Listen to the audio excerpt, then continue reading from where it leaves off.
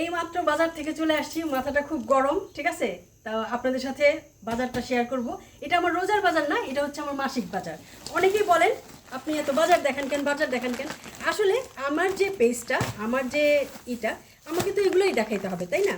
এই যে আনছি আনাসের জন্য রামেন, দেখি এই কোরিয়ান রামেনটা কেমন হয়।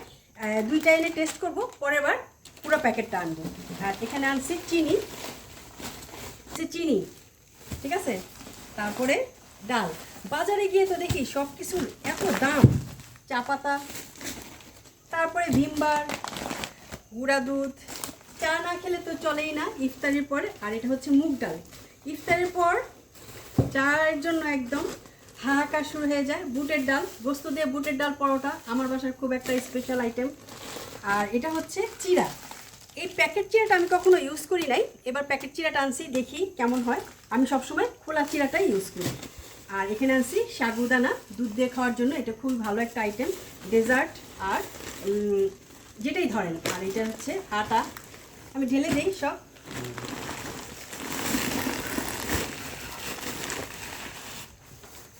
এখানে হচ্ছে আটা, ময়দা, সব কিছু।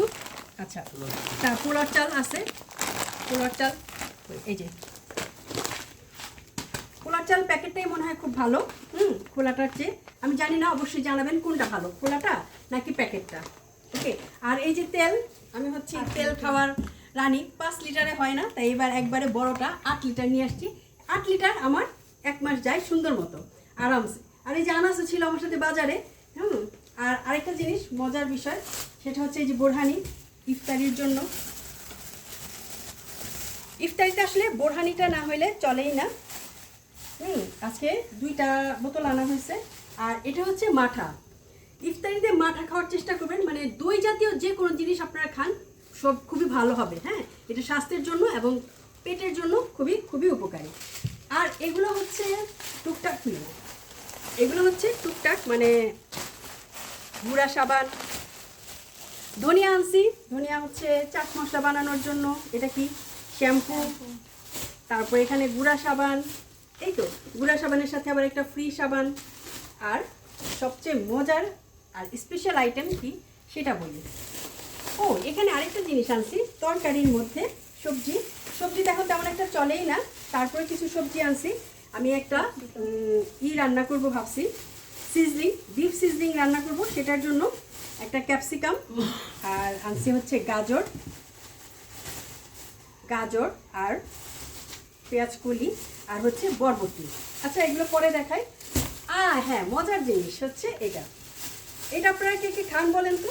আমার কিন্তু খুবই ফেভারিট, আমার বাসায় খুব খুব চলে। হ্যাঁ, চলুন, সমস্যা নেই। এটার নাম হচ্ছে, আমরা জানি, নোনা ইলিশ। তো এই যে দেখেন কেমন টেস্ট না, এটা সব একটা ছবি তুলে তো। নোনা ইলিশটা আপনারা কে কীভাবে খান অবশ্যই বলবেন। আর আমি হচ্ছে বড়া বানাই, লাউ পাতার ভিতরে দিয়ে, আবার ভুনা করেও খাওয়া যায়। এটা এখানে থাকুক। আর মাছের বাজার কি আনছি সেটা একটু দেখাই। মাছ আর গোস, এই যে দেখেন মাছ, এত দাম, কিন্তু দেখে মনে হলো এই মাছটা অনেক দিন ধরে খাই না, তাই নিয়ে আসছি।